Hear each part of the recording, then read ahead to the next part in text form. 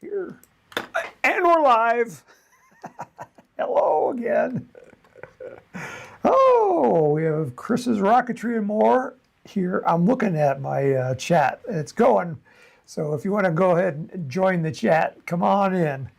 So Chris's Rocketry and More is here, and David King is here from San Diego, and Terry Wheelock. I think Terry's from Texas, but he didn't say. Yeah, it's been crazy here this week, and I just got off the phone with a customer from Arizona who was having problems with his engine files, and I don't know if I helped him or not. I hope I did. I went through everything that I knew. We have Carlos saying greetings from chilly Marietta, Georgia. And it's chilly here in Colorado today too. Yesterday it was beautiful. It was like almost 60 degrees. But today it was light flurries, and it's like, let me see what the temperature is right now. 34 degrees. Yeah, it's kind of a rude awakening. I like that warm weather.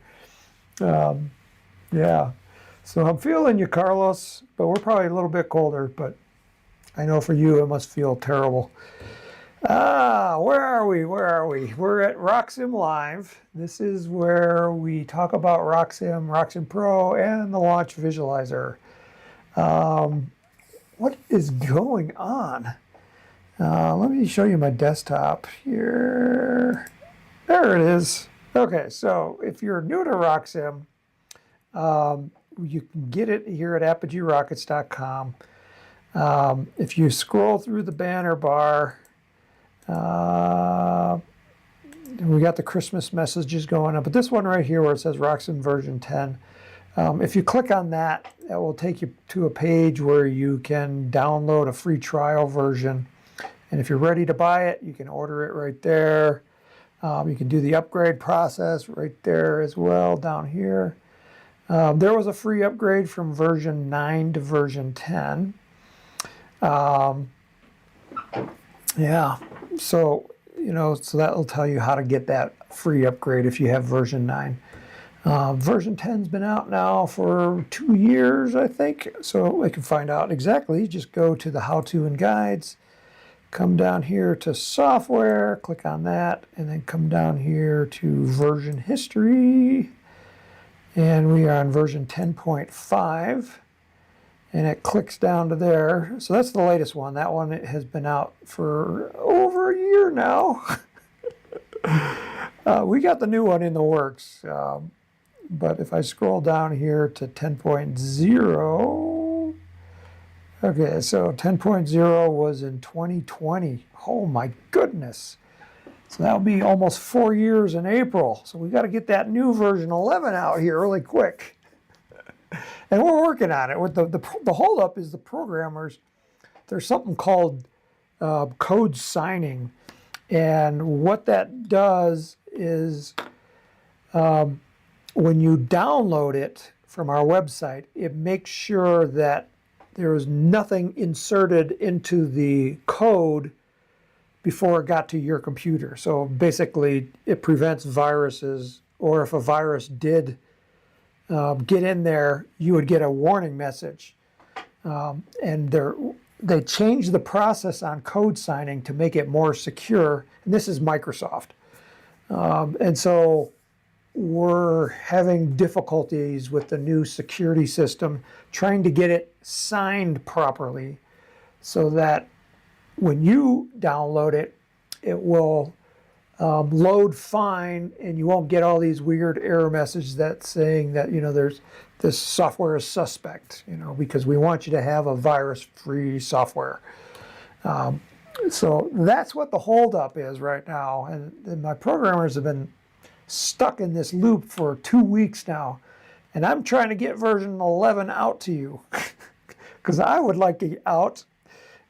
Because it's got some cool features, and usually when we do a new version, there's interest in it, and people upgrade, and the revenue doesn't hurt.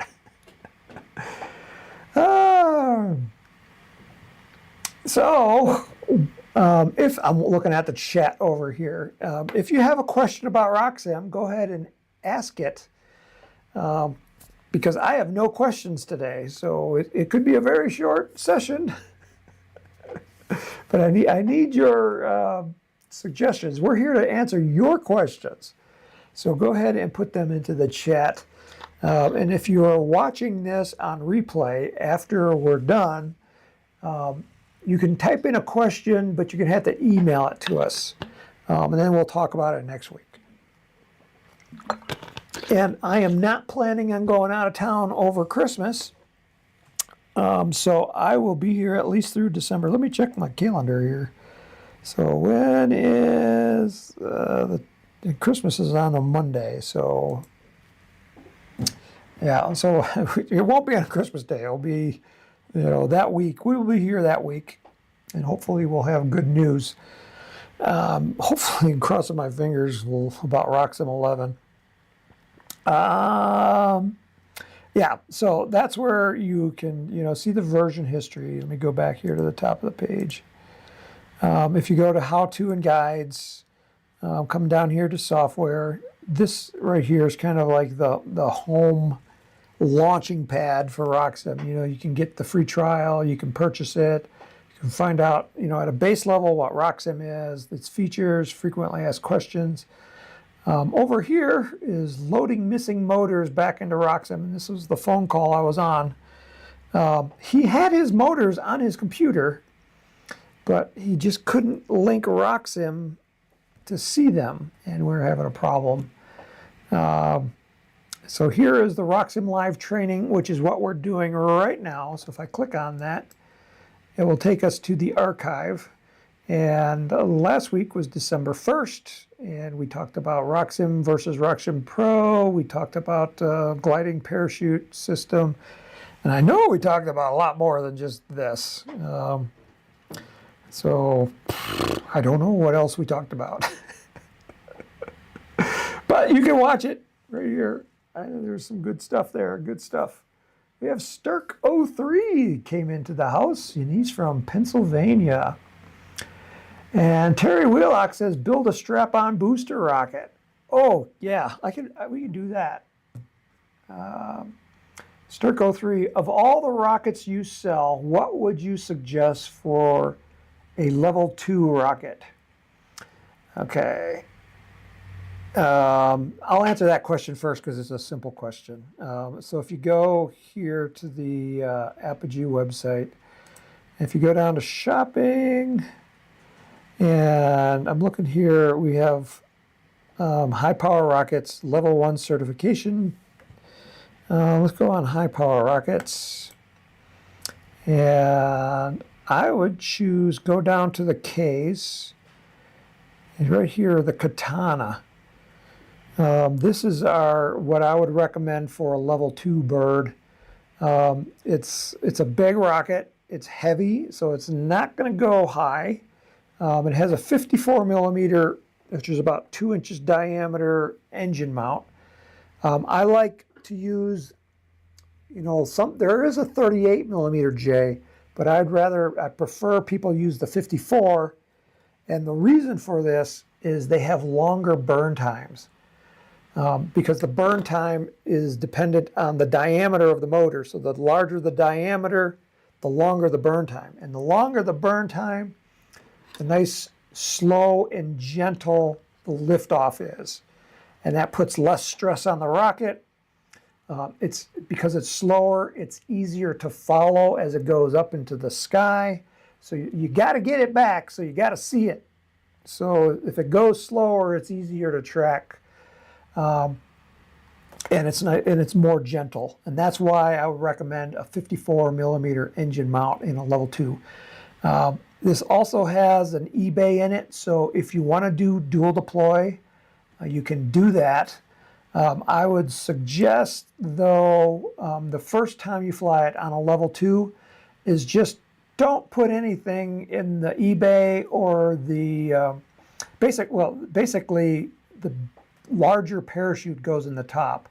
But if you're not going to use dual deployment, take that larger parachute and then install it down here in the mid body of the rocket.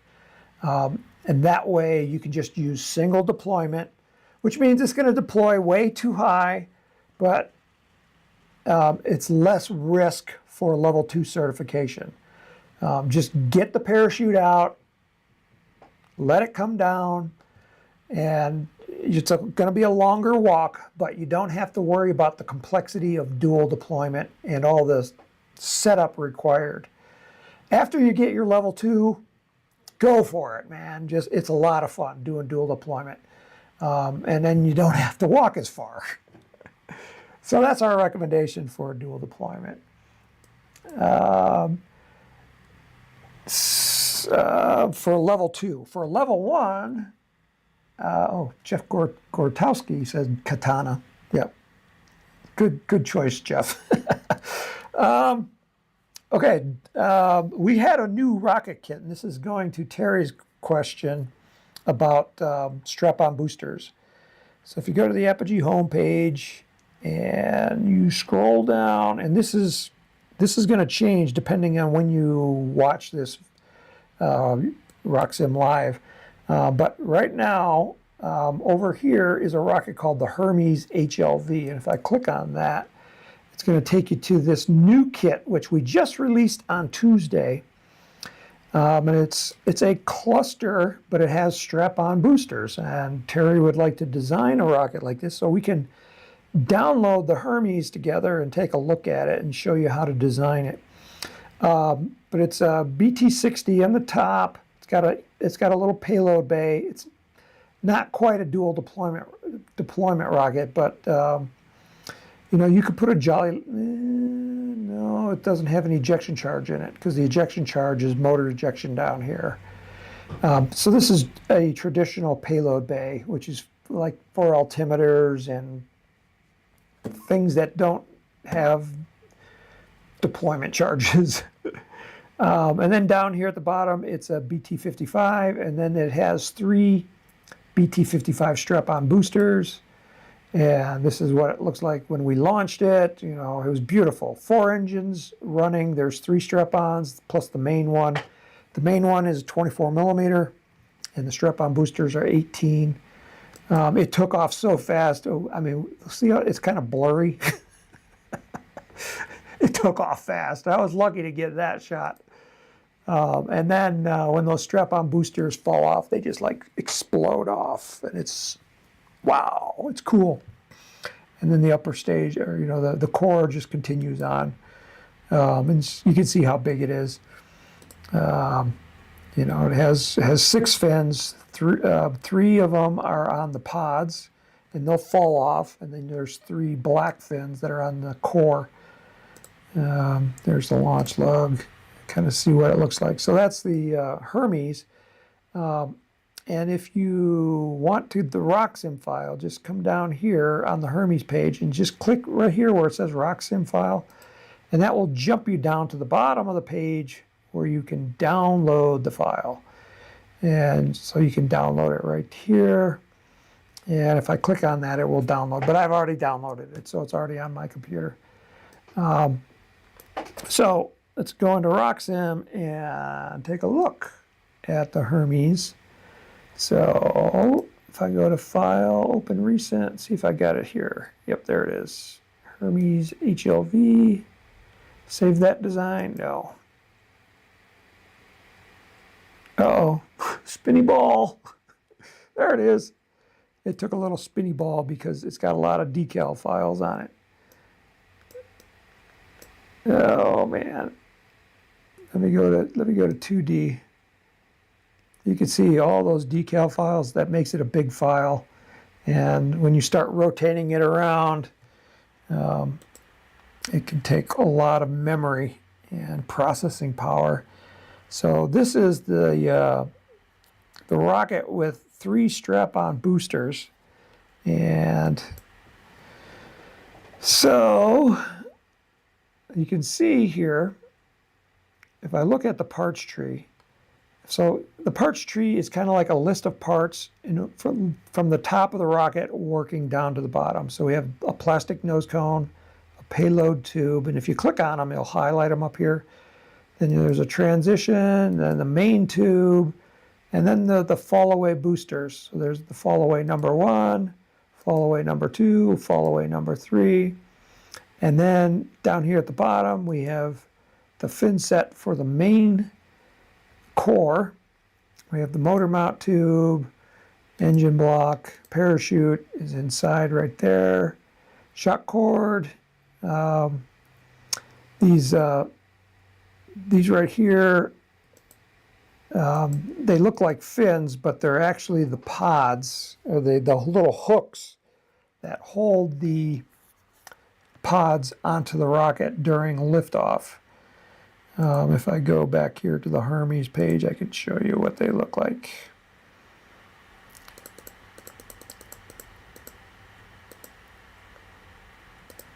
All right, so what we're looking at is these right here, and in the RockSim file, they're shown as fins, and we just want to account for them because they do have weight.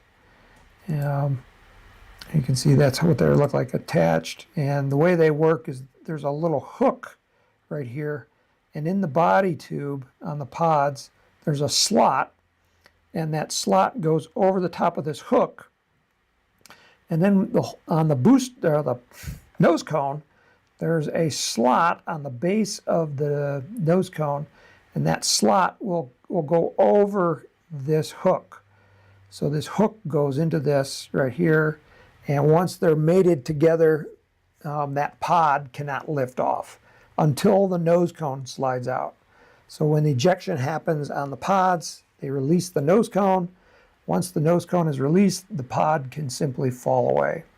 The air resistance on the pod just wants to strip it away, and they come away pretty fast. So that's what that's about.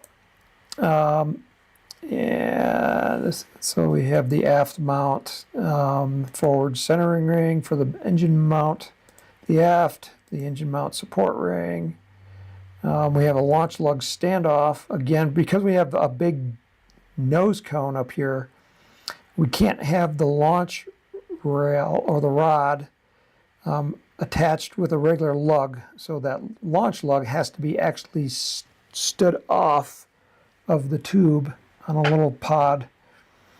And so that launch lug standoff is also modeled in RockSim as a fin, because we don't have a launch lug standoff as a part. So we're just using a fin to do it. And then we have another pod. What's this pod? What is attached to this one? Oh, it's a launch lug.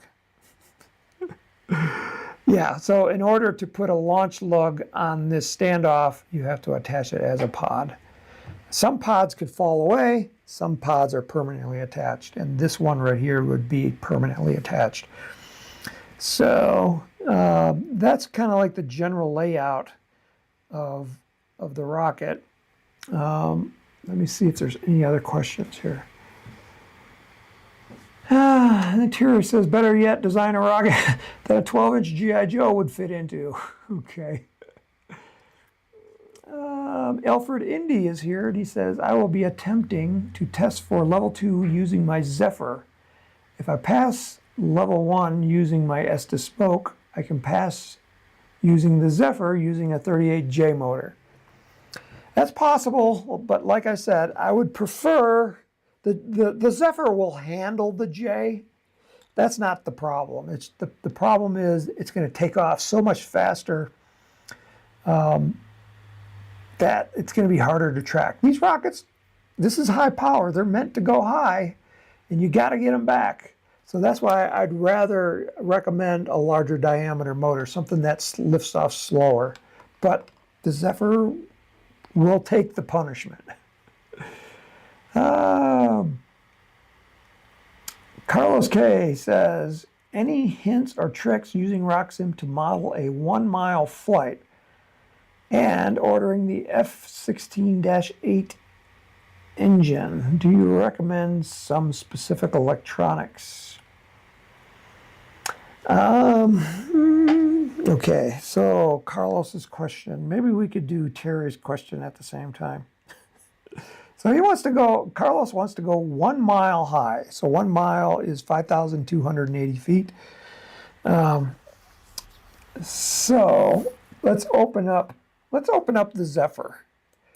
So since we've been talking about it, So let's go back here. RockSim designs.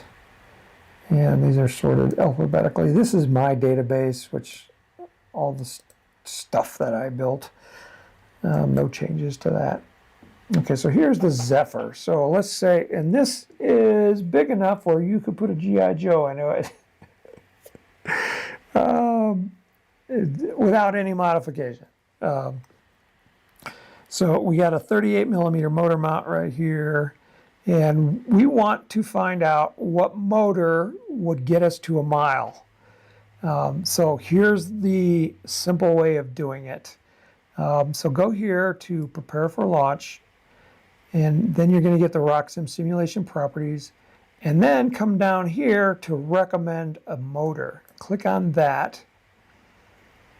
And this will work for all rockets that have a single rocket motor in them.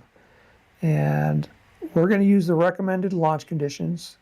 And I'm only going to do Aerotech motors, because with Aerotech and Cesaroni, he was talking about an F-16 engine.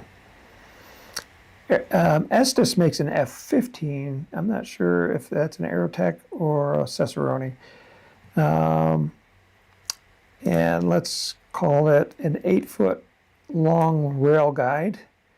And use recommended conditions. There's the recommended conditions, and then just hit that button. And what it's going to do is it's going to go through every Aerotech motor that's 38 millimeter in diameter, and there's 59 of them because that's how many it shows, and it's running a simulation for every one of those motors. So then, of the 59, it didn't like 2 of them. And so now it's only going to run 57 of them. And it's going to give us a list of that rocket motor and how high it's going to go. And then what we're going to do is we're going to look at the list of results for all the rocket motors, all 57 of them that it liked. And we're going to see which one is closest to 5,280 feet. So that's that 1 mile high rocket. So it's on number 32 right now, so it's going pretty quick.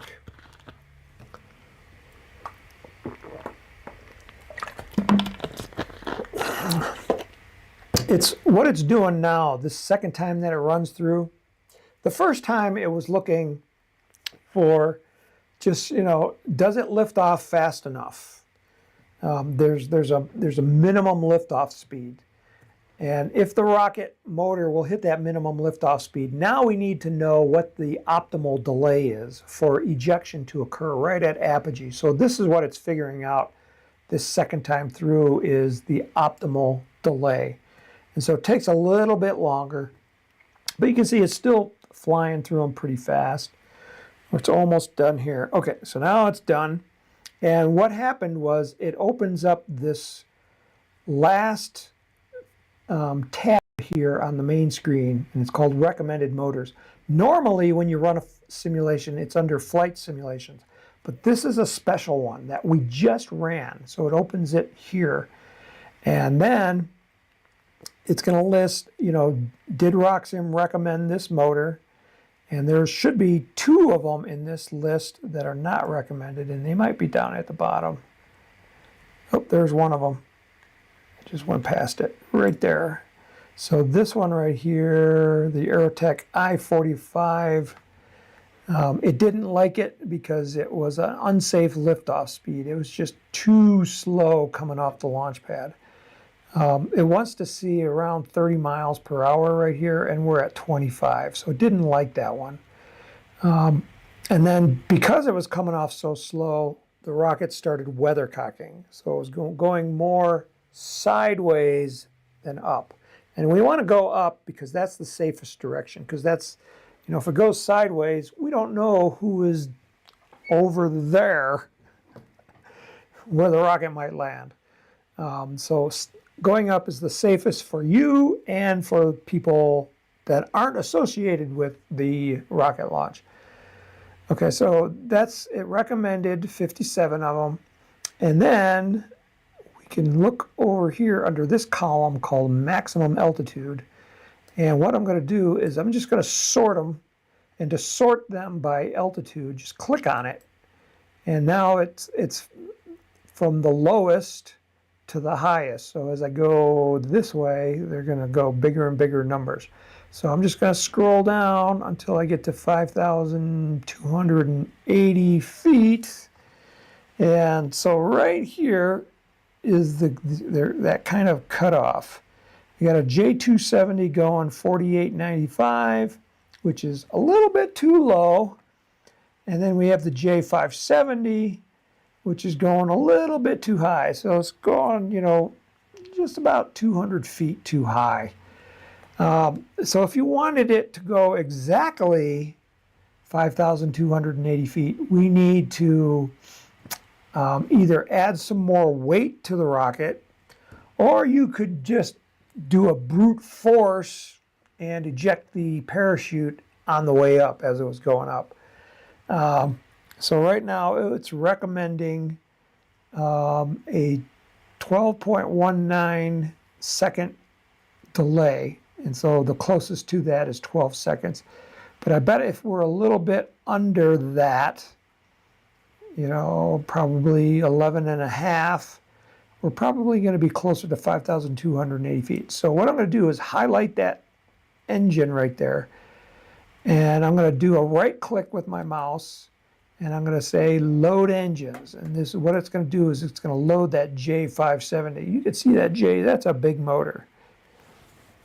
So this is a level 2 rocket. So this gets back to one of those other questions right above.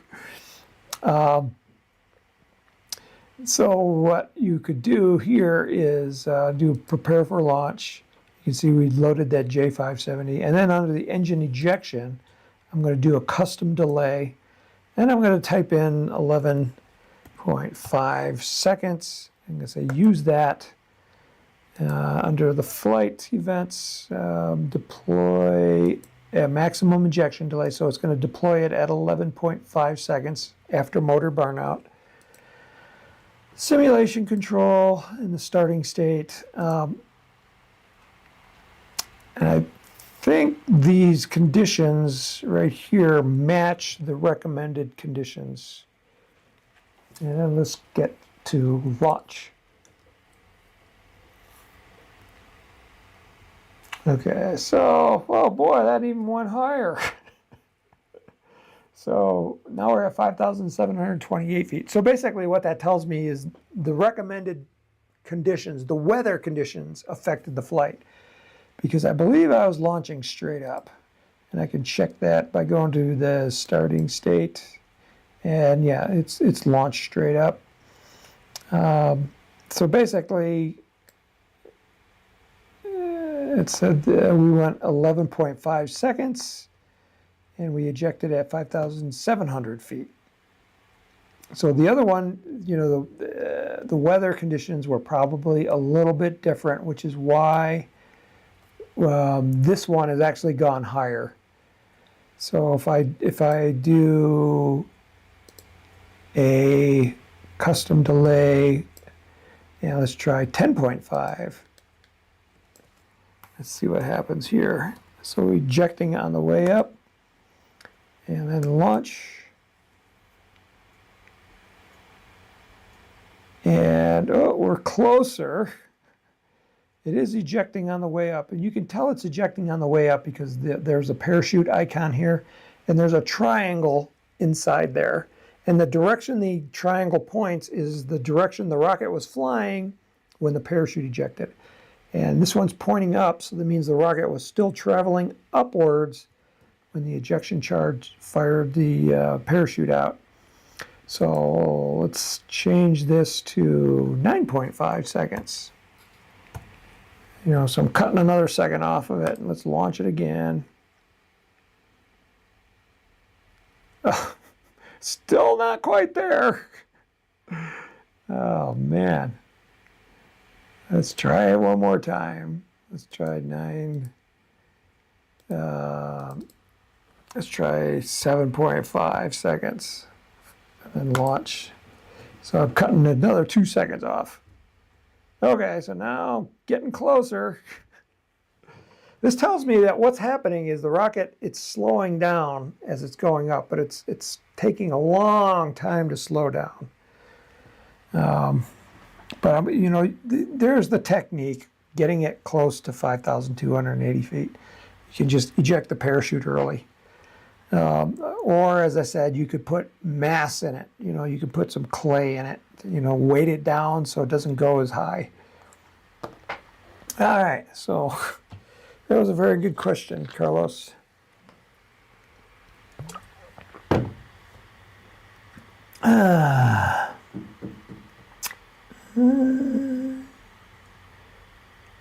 Oh, Carlos says, I meant to say in my Aspire. So, the Aspire rocket, so let's open that up. Oh, where's my Apogee Aspire? Where are you, Aspire?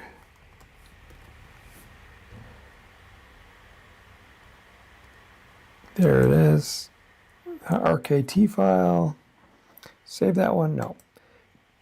Same process, though. But he says an F-16. I think he might be talking, well, let's try. Prepare for launch. Load recommended motors. This one's probably going to be a 5-foot launch rod, maybe a 6 feet. And let's see the manufacturer. Let's do Aerotech. Engine type, single use.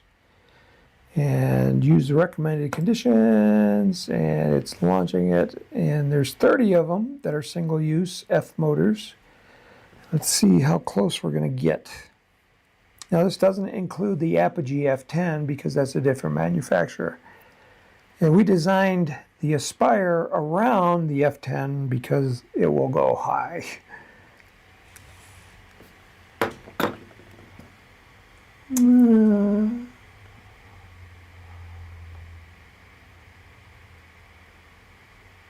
Rosa has said that sorry, Flight 174 was 5,281 feet. Did I miss one? Flight number is 174. Okay, so here is the F motors, and it recommended all of these, and let's look at the maximum altitude again. And there we go. So we got an H115 or an H195.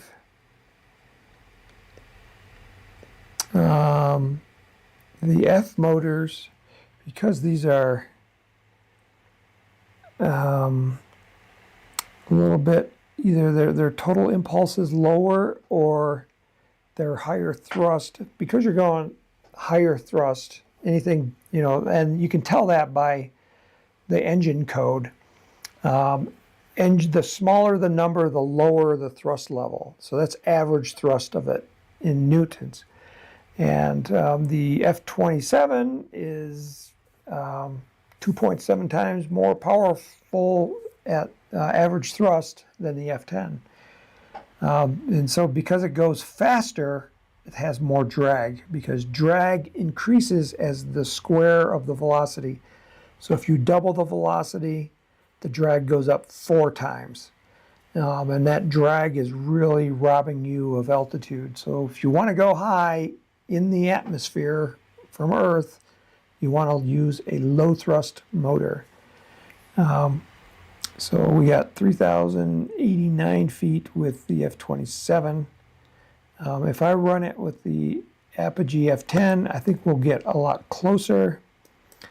You have to do, so here's the F-10, and it has a total impulse of 76, so that's getting close to 80, which is the top for the limit for the F motors. Yeah, let's go with the longest delay. Click OK, and then let's do, oh, it's got a parachute and a streamer in it. Let's say the streamer or the parachute doesn't do anything. Starting state, 98 inch, and launch. And let's take a look at how high it's going to go with the F-10. Yeah, so with the F-10-8, 5,357. And again, that's a little bit too high. So in real life, you'll probably get really close. You know, normally I would say if you want to go high, you know, reduce it from a 4-fin to a 3-fin. That would be fewer fins in the back, and that, you know, that's less drag. 1/4 of the drag is taken off. And I would also take off the launch lug, because that creates a lot of drag. And then what you'd have to do is either use a tower or a flyaway rail guide. And a flyaway rail guide, if you've never seen one, flyaway rail.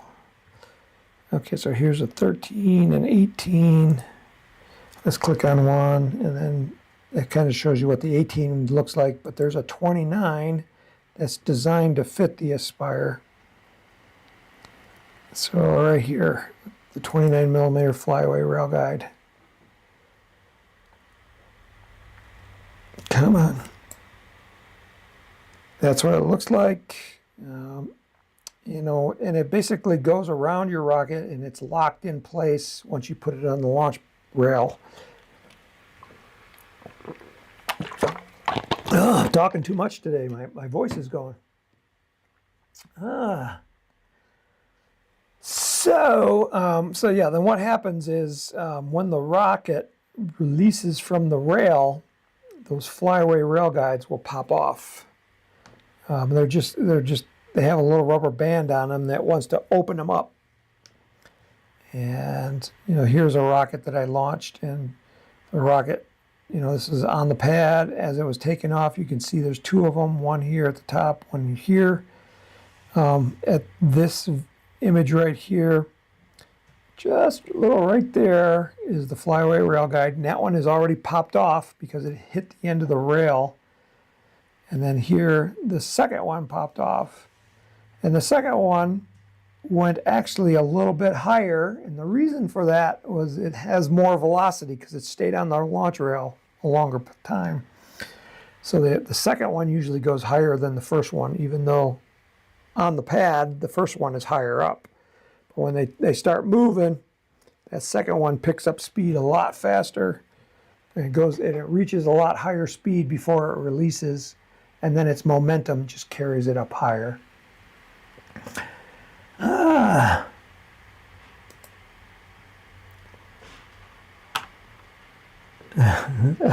Terry Wheelock is talking about spam in a can, and Alfred ND responded, "Terry, you're a genius. I'm going to see if our club can sponsor a spam lofting event. We can mold the spam into an egg shape and test our rockets." Okay.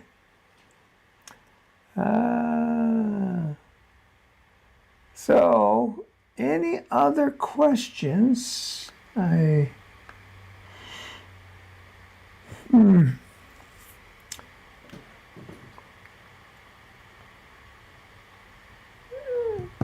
have no other questions here in the chat, so I am open to questions. It's still plenty of time. We still got 20 minutes. And I turned my heater up in here because it was a little cold outside earlier, but now I'm hot. Okay, come on, hit me with your questions. There's something new down here. Rick DeFossa says, a bit late to the party.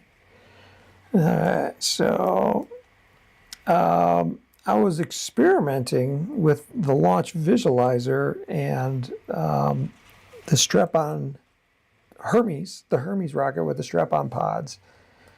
And I need to open that up. And we need to do RockSim. Okay, so I got a new window here, and it's opening up the launch visualizer. Because it's pretty cool what it looks like in the launch visualizer. And so I'm just waiting for it to load. And I had another question. So here's ad block. Somebody asked, how do you use the coupon for a free, we call them launch credits. And when you place an order with Apogee, I think it's your first order, you get a coupon for 10,000 launch credits. And each point is worth 1 Newton second. So a C motor is 10. So if you get 10,000 points and you're using a C motors, you can do hundreds and hundreds of launches with 10,000 credits. You really start using up your launch credits though when you start going high powers like J's and K's. Now you're talking thousands. See, but you could still do a few and have a lot of fun. And so somebody was asking how to enter those coupon codes into the launch visualizer. And so maybe I'll give you a little instruction on how to do that. But first I need a coupon.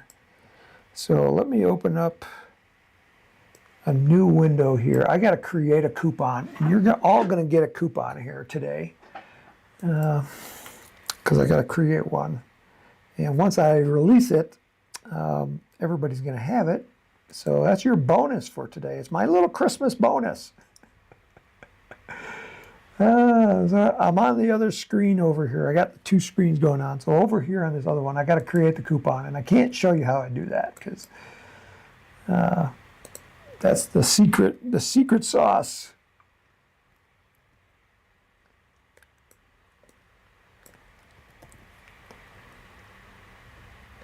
Okay, sign in, and it won't take me long to create a coupon.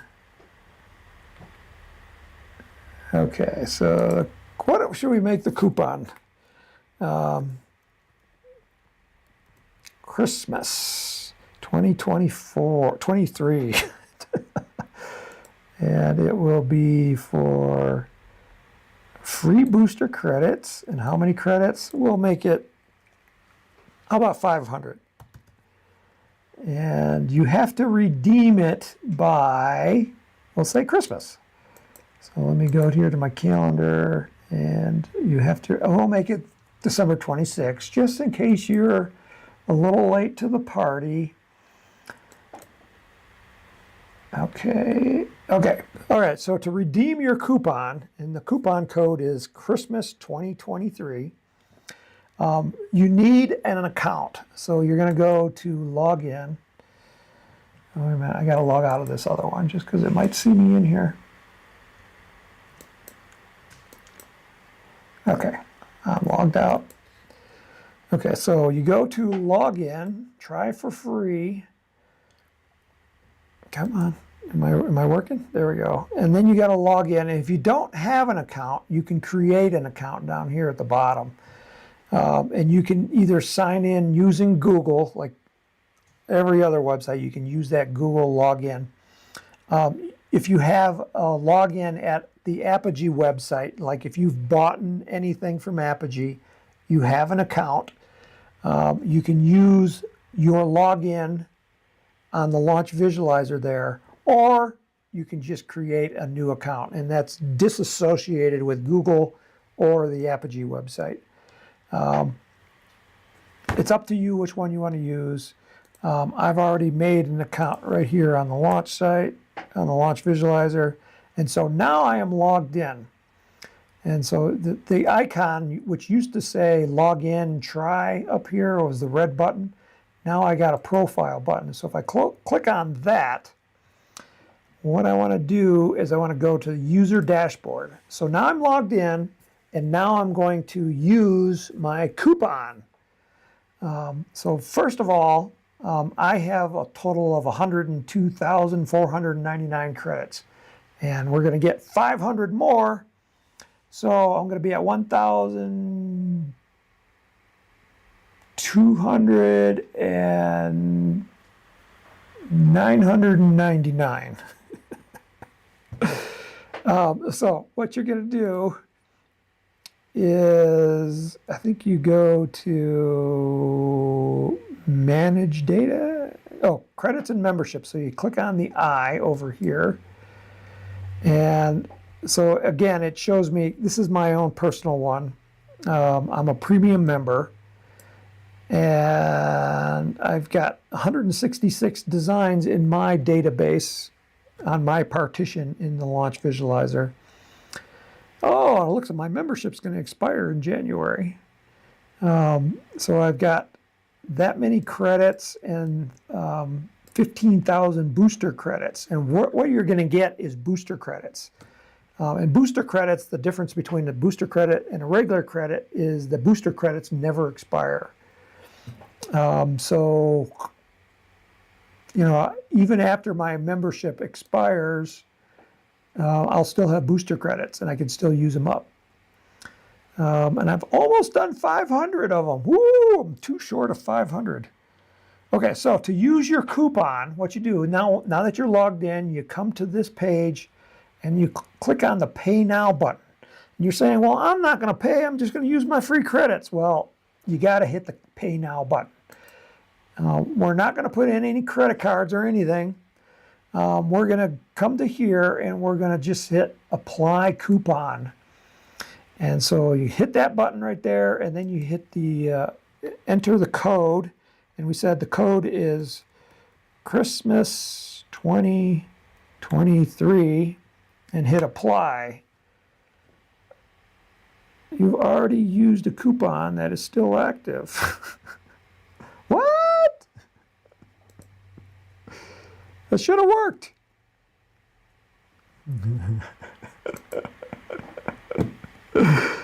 Oh, wait a minute. What happened to my screen? Apply. See if I get the same error message.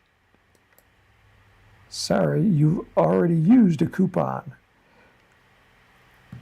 It's saying that I've used that coupon before, but if you use it, I'm sure it's going to work.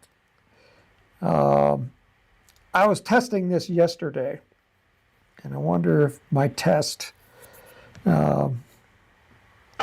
interfered with this. It's a one-time subscription. Go to the payment page, uncheck the eligible recurring payment box in order to input the coupon.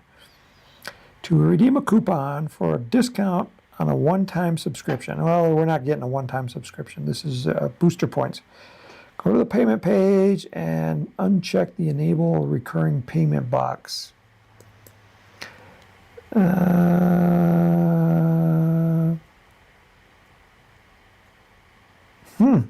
Well, anyway, that's how you enter the coupon. I'll have to try that again, make another video. So I'm going to go to the main page. We want to go back to the Hermes. So I've already uploaded the Hermes into my database. So when you create an account, you get your own database and you can store RockSim files in there. One database doesn't cover the entire world. It's just your data so that we don't get mixed up.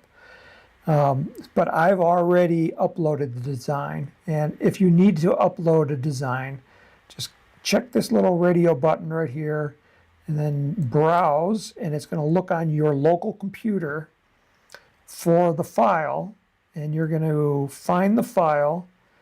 And let's see, I think mine are right here. And I think it's, I'm going to go down here to Hermes, to the H's. Yep, so here's the Hermes HLV. And when you download it from the Apogee website, it's going to be a zip file. And leave it as a zip, because if you leave it as a zip, you can upload it to the Launch Visualizer a lot faster. Because there's all these are called texture files. And the Hermes has a lot of decals on it. And all of these, if you upload a zip file, they all get uploaded at one time. If you don't upload them as a zip file, then you got to upload them separately. So then you would click Open, and then you'd say Add Textures, and then you'd click on the little button here, And again, it's going to look on your computer for all the textures, and the textures are decals, and you can do them all at once. You know, you can select them all and hit open. And what it does is it finds all the decal files, and you can see these are all images. And then when you hit upload, it's going to upload them into your area of the launch visualizer. Now, I have already done this, so I'm not going to upload this rocket. So I'm just going to go to the select rocket design, choose the design, and then in my database, I am going to look for the Hermes. And I can actually just type it in here. Hermes HLV, select, and it's not showing me an image there. I might have to upload it again. Ah!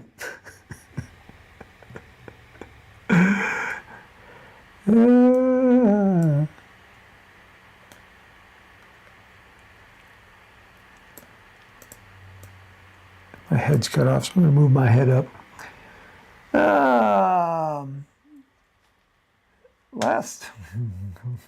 It's not loading, so I'm going to have to upload it again. So upload a rocket design. Oh, look, it remembered them all. I'm going to have to probably change the name because I already have a Hermes in there. So I'm going to upload the Hermes 2.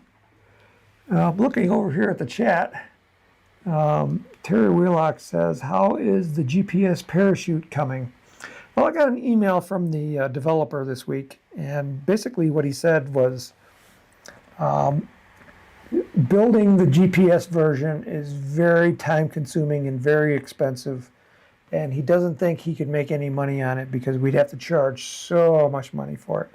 Right now, it's already over $400, and adding the GPS component to it, it's an extra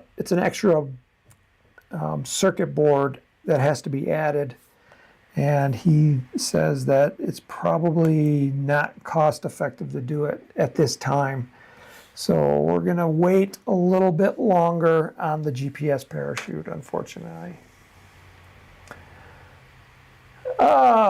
Cool. Rick DeFossis says the coupon for 500 booster credits works, so he did it. Thank you, Rick, for verifying that.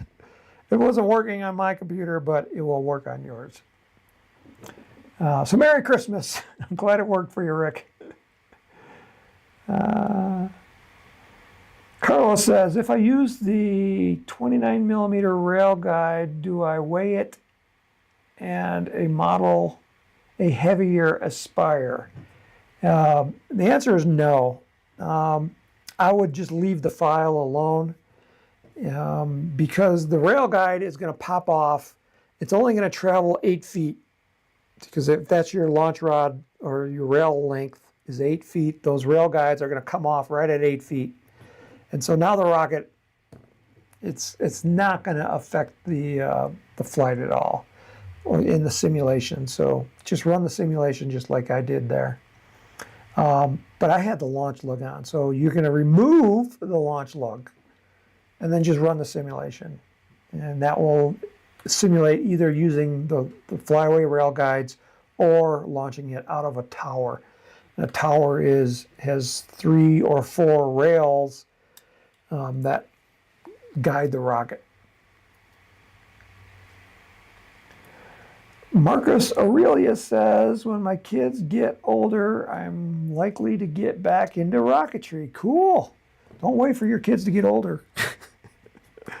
Okay, so here is the Hermes, and you can see, you know, all the decals on it, except for my decals here on my fins don't look right. They look backwards. Anyway, we can run a simulation, and we want to see all those pods fall off, just like in real life. So I'm going to choose a launch site, and so what it's looking for, I'm just going to grab one, Northern Colorado Rocketry. Well, let's pick somewhere that I've never been.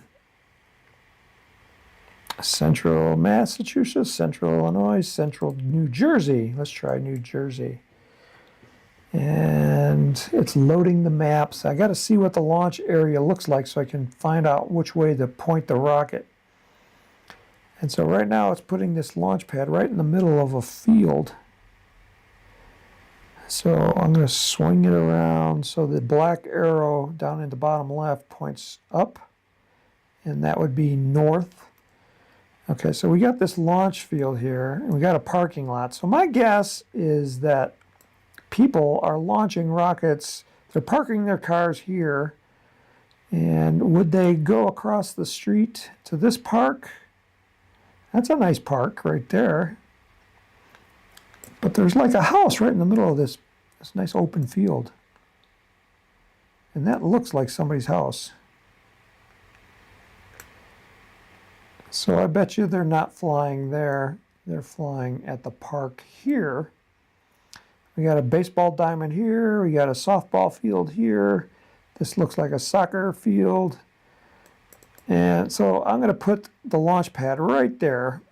And that red dot is the launch pad, and I got to confirm the launch site because I moved it. And so now it's grayed out, so I've confirmed it. But it's in that same general vicinity. So north is up. I've got some landing area right here. I'm going to try to angle it to the west and then have it drift backwards over here so I can get my rocket without it going into this. Looks like there's a few individual trees right here. And we got this big heavy tree line, and then maybe some smaller trees or shrubs over here. Okay, so I'm going to aim towards the west. So I'm going to take my starting state, and I'm going to angle it a few degrees. I don't want to go more than 30. And I'm going to swing it around to the north or to the west. And so now my rocket is angled to the west. And if you can rotate this around. Where's the key? What key should I be using? There we go. The shift key.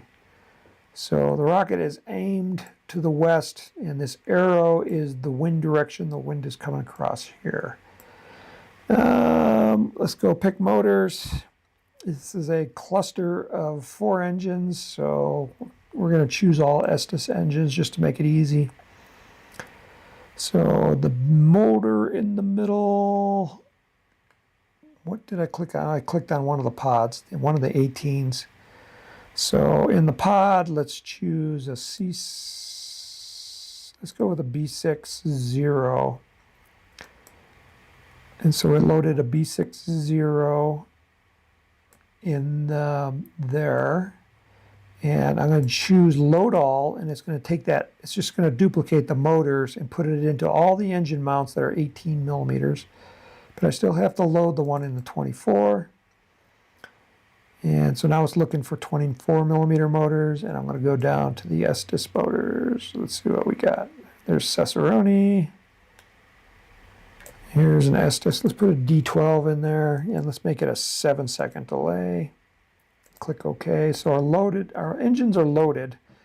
Now the pods are going to fall off when the nose cone comes off. So when does the nose cone come off? It's going to happen at ejection. So on all of these motors, it's going to happen at 0 seconds after motor burnout. And so they're all going to come off at the same time. But if they all come off at the same time, they're all going to be on top of each other coming down. So we won't see 3 separate pods coming down. We'll see just one. And if you want to see 3 of them, you got to change when they come off the rocket. And so I can do that by adjusting the ejection delay, or I can do that by saying that they start a little bit later during the flight.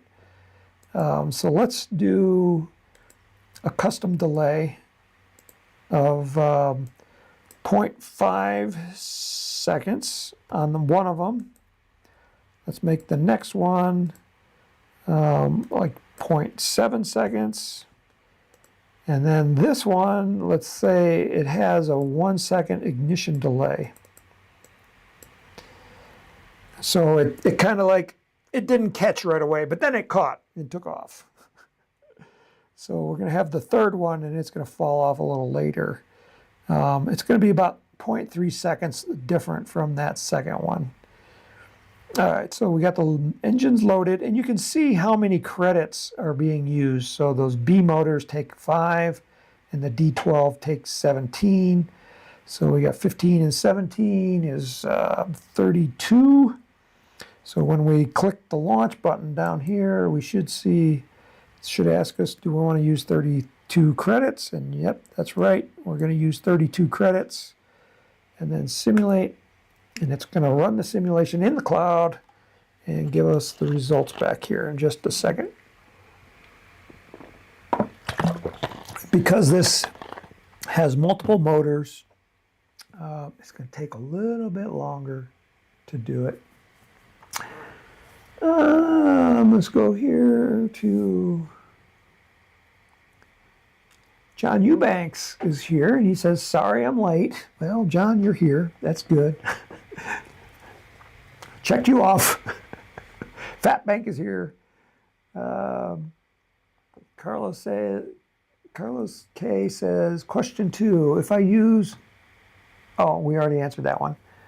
And then Carlos says, my 3-month-old and my 4-year-old went to many launches with Barb and I. They also went to Narrum and met Tim. I wish I could remember them. Okay, so here is the rocket, and why am I not seeing my map? Oh man, it didn't load the map in the background. But I'm seeing the rocket, but I'm not seeing the terrain.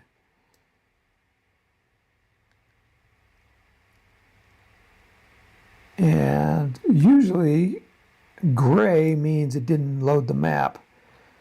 And let's see if I zoom out further and further and further. I'm starting to see these lines here. So I'll see the terrain, but I'm not seeing the map.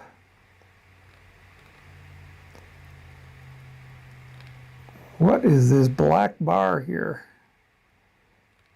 Oh, this is the coast. It doesn't show water because water's boring. So there's the United States, and we're just seeing the terrain, but we're not seeing the maps laid over the terrain. So here's the Appalachian Mountains. But I'm going to hit home, and it will take me back to the launch site. Okay, so then we launch. So the rocket takes off, and we'll start seeing pods fall off. There's 1, 2, 3. They all fell off. And then the core is still going upwards. And it's arcing over the top and starting to fall down. Now it's under parachute. So if I pause it here, if I zoom out a little bit, I should see the parachute. So there's the parachute above the rocket. And somewhere down on the ground, which we're not seeing, are the pods. They probably already landed because they come down on streamers. So I'm going to pause here. Let's turn on the trajectory path and the extruded ground path. And yeah, so there is, oh man, the rocket went way far away. And so see all these other things right down here? These are the other pods. So let me spin it around. So north is going up. So at least we can kind of get an idea what's going on here. So north is up. The rocket, when it took off right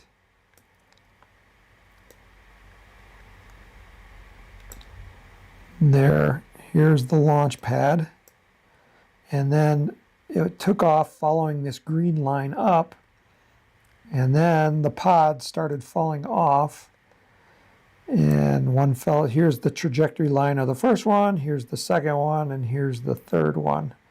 And then the core vehicle, its trajectory went way up here, and it looks like it arced over the top, was coming down when it ejected, and now it's under parachute and it's going to land.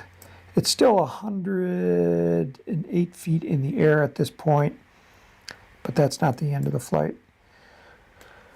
I wonder what would happen if I launch it again. Would it load him this time? Let's try it again. I'm not changing anything. I'm just seeing if I can get those things to load. Sometimes there's internet glitches.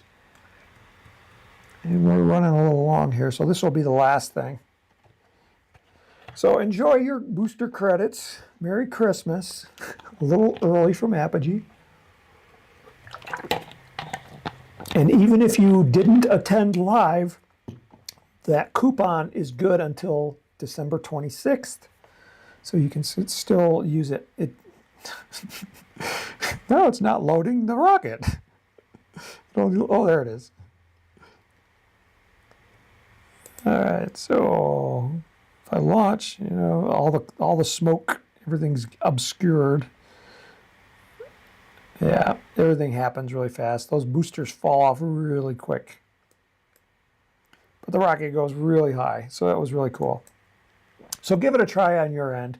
You can download the Hermes file from the Apogee website, like I showed you, and then upload it into the launch visualizer. And then you can play with these simulations with the pods falling off.